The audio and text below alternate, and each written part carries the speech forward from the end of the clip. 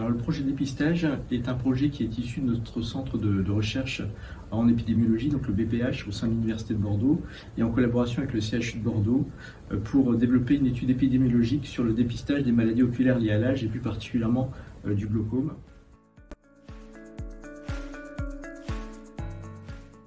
Le projet dépistage est né d'un véritable enjeu de santé publique en France, des maladies oculaires liées à l'âge qui sont très fréquentes,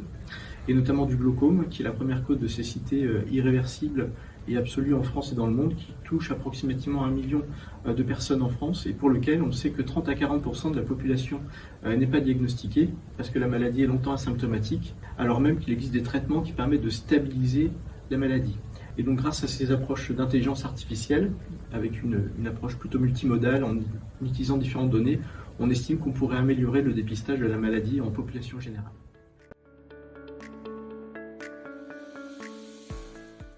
Alors le projet va se dérouler en 3 temps. La première phase va consister à apprendre à l'algorithme ce qu'est la pathologie, et on va utiliser une base de données de patients atteints de la maladie, donc du glaucome, des données assez complètes, issues de centres de santé qui ont des informations très exhaustives. La deuxième étape va consister à tester et affiner l'algorithme dans une cohorte de population générale,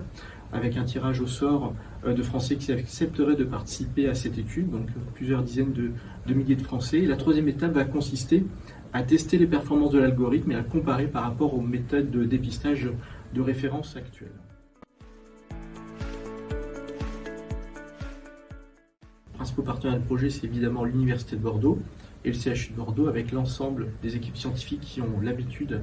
de travailler sur des cohortes épidémiologiques,